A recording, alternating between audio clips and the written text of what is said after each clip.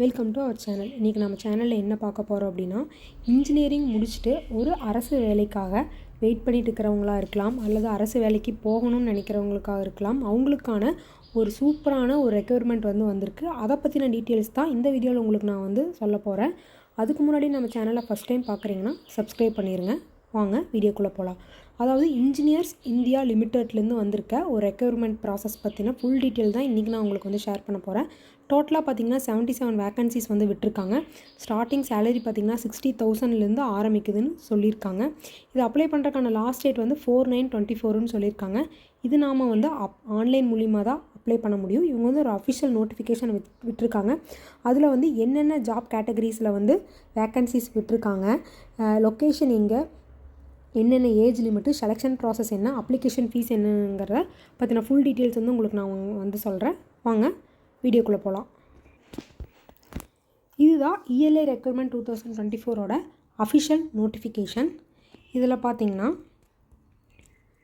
Posting code, discipline, position, tentative vacancies சொல்லியிருக்காங்க. அதாவது posting code 24-25க்கான 1A கெமிக்கல் ப்ராசஸ் முடித்தவங்களுக்கு பார்த்திங்கன்னா சீனியர் மேனேஜர் பொசிஷன் பார்த்திங்கன்னா சீனியர் மேனேஜர் பொசிஷன், அதுக்கு 2 வேக்கன்சிஸ் விட்டுருக்காங்க. அதே மாதிரி கெமிக்கல் மாஸ் ட்ரான்ஸ்ஃபர் முடித்தவங்களுக்கு மேனேஜர், சீனியர் மேனேஜருக்கு டோட்டலாக 1 வேக்கன்சிஸ் விட்டுருக்காங்க. இதே மாதிரி ஒவ்வொரு கேட்டகரிஸ்க்கும் விட்டுருக்காங்க. நான் அதிகமான வேக்கன்சிஸ் எதுக்கு இருக்குது அப்படிங்கிறத பற்றி நான் சொல்கிறேன். நீங்கள் எல்லாமே ஒன்ஸ் பார்த்துக்குங்க. மெக்கானிக்கல் முடித்தவங்களுக்கு பாருங்கள், சப்ளை செயின் மேனேஜ்மெண்ட், இன்ஜினியரிங் முடித்தவங்களுக்கு 1 வேக்கன்சி, டெப்டி மேனேஜருக்கு 1 வேக்கன்சிஸ்னு சொல்லியிருக்காங்க. நெக்ஸ்ட்டு பார்த்திங்கன்னா சிவில் முடித்தவங்களுக்கு பார்த்திங்கன்னா இன்ஜினியரிங் முடித்தவங்களுக்கு 1, டெப்டி மேனேஜருக்கு 1ன்னு சொல்லியிருக்காங்க. அதே மாதிரி எலக்ட்ரிக்கல் பாருங்கள், டெப்டி மேனேஜருக்கு 1. அப்புறம் பார்த்திங்கன்னா கன்ஸ்ட்ரக்ஷன் சிவில் முடித்தவங்களுக்கு 11 வேக்கன்சிஸ், டெப்டி மேனேஜர் பார்த்திங்கன்னா 11 வேக்கன்சிஸ் முடிச்சிருக்காங்க. நீங்கள் கன்ஸ்ட்ரக்ஷன் சைடு ஒர்க் பண்ணிகிட்டு இருக்கீங்க சிவில் அப்படின்னா உங்களுக்கு பார்த்திங்கன்னா 11 வேக்கன்சிஸ் இருக்குது. அதுவும் பார்த்துக்குங்க. அடுத்தது பார்த்திங்கன்னா கன்ஸ்ட்ரக்ஷன் மெக்கானிக்கல் முடித்தவங்களுக்கு பார்த்திங்கன்னா 10 வேக்கன்சிஸ், டெப்டி மேனேஜர் பார்த்திங்கன்னா 10 வேக்கன்சிஸ் கொடுத்துருக்காங்க. மேனேஜர் சைடு பார்த்திங்கன்னா 5 வேக்கன்சிஸ் கொடுத்துருக்காங்க. அதே மாதிரி கன்ஸ்ட்ரக்ஷன் எலக்ட்ரிக்கல் முடித்தவங்களுக்கு பாருங்கள், டெப்டி மேனேஜருக்கு 5 வேக்கன்சிஸ், மேனேஜருக்கு 3 வேக்கன்சிஸ் கொடுத்துருக்காங்க. அதுக்கப்புறம் பார்த்திங்கன்னா கன்ஸ்ட்ரக்ஷனல் இன்ஸ்ட்ருமெண்டல் முடித்தவங்க டெப்டி மேனேஜருக்கு 2, மேனேஜருக்கு 3 கொடுத்துருக்காங்க. கன்ஸ்ட்ரக்ஷன் சேஃப்டி பாருங்கள், டெப்டி மேனேஜருக்கு 2, மேனேஜருக்கு 4 வேக்கன்சிஸ் கொடுத்துருக்காங்க.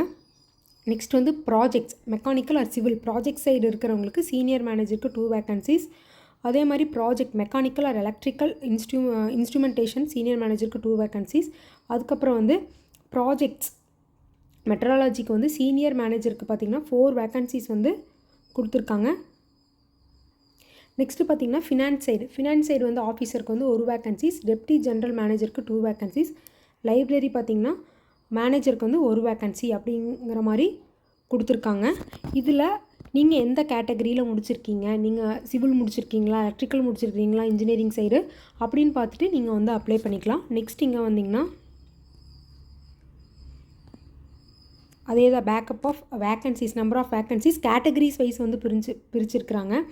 அதில் பாருங்கள், engineer officer, scientific officer, architect இவங்களுக்கெல்லாம் பார்த்திங்கன்னா நம்பர் ஆஃப் வேக்கன்சிஸ் 6 கொடுத்துருக்காங்க. அதில் என்னென்ன கேட்டகரிஸில் பிரிச்சிருக்கிறாங்கன்னு பார்த்துங்க. டெப்டி மேனேஜருக்கு பாருங்கள் 33 வேக்கன்சிஸ் கொடுத்துருக்குறாங்க. அதே மேனேஜருக்கு 24 வேக்கன்சிஸ் கொடுத்துருக்காங்க. சீனியர் மேனேஜருக்கு பார்த்திங்கன்னா 12 வேக்கன்சிஸ்ன்னு சொல்லி கொடுத்துருக்காங்க. நெக்ஸ்ட்டு டெப்டி ஜென்ரல் மேனேஜருக்கு 2 வேக்கன்சிஸ், அது என்ன கேட்டகரிஸ்லன்னு கொடுத்துருக்காங்க. கேட்டகரிஸ் வைஸாகவும் பிரிச்சிருக்காங்க, அதையும் பார்த்துக்குங்க.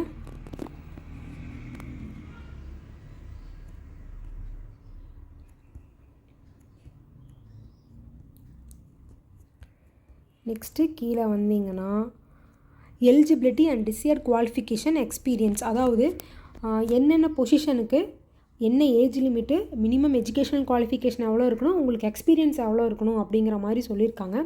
இதே சீனியர் மேனேஜராக இருந்தீங்கன்னா சீனியர் மேனேஜர் கெமிக்கல் ப்ராசஸ்க்கு அப்பர் ஏஜ் லிமிட் பார்த்திங்கன்னா 40ன்னு சொல்லியிருக்காங்க. மினிமம் குவாலிஃபிகேஷன் நீங்கள் BE, BTech, BSc engineering chemical engineering side முடிச்சிருக்கணும். மினிமம் 65 மார்க்ஸ் உங்களோட கிராஜுவேட்ஸ் மார்க்ஸ் வந்து இருக்கணும்னு சொல்லியிருக்காங்க.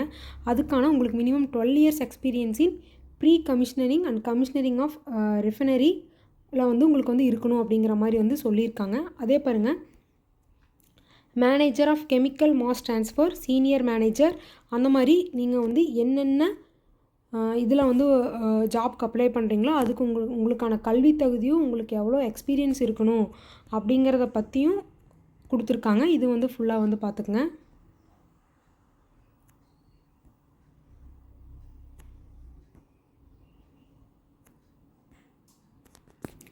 இங்கே பார்த்தீங்கன்னா சயின்டிஃபிக் ஆஃபீஸருக்கு எக்ஸ்பீரியன்ஸ் வந்து நில்லுன்னு சொல்லி கொடுத்துருக்காங்க. உங்களுக்கு எக்ஸ்பீரியன்ஸ் வந்து இருக்கணுங்கிறது வந்து கிடையாது. நீங்கள் அந்த கல்வி தகுதியில் வந்து படிச்சிருந்தீங்கன்னா நீங்கள் வந்து எலிஜிபிள் அப்படிங்கிற மாதிரி வந்து சொல்லியிருக்காங்க.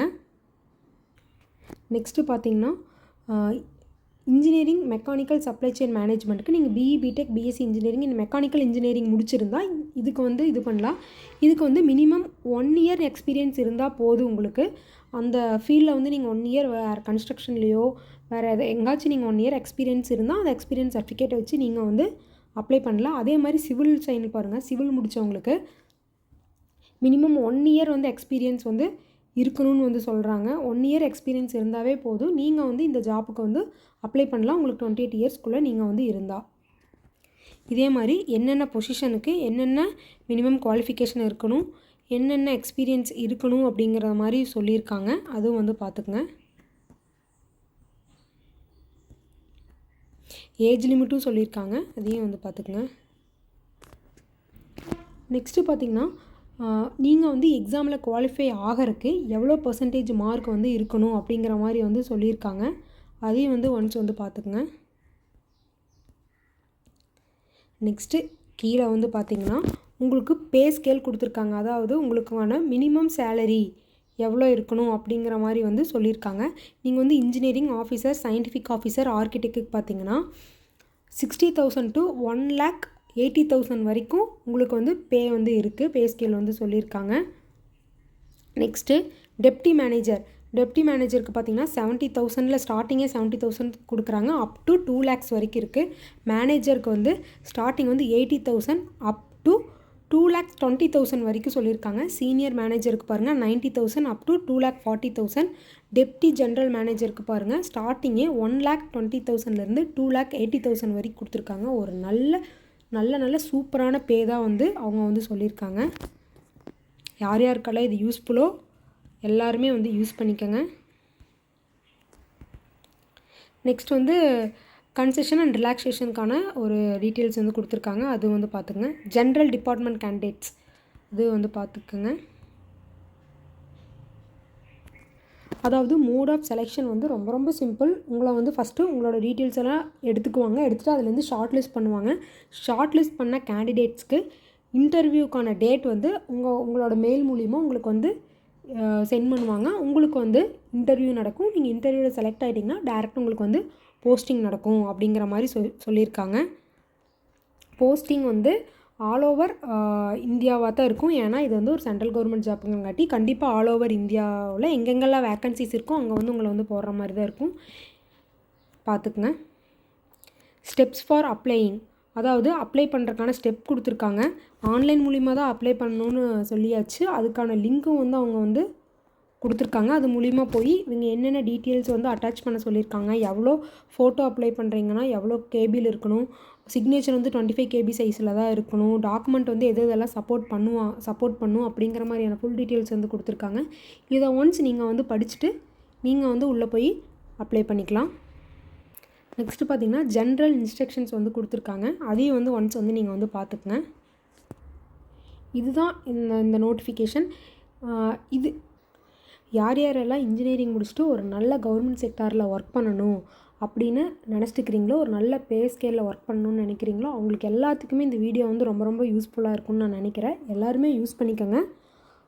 தேங்க்யூ ஃபார் வாட்சிங்.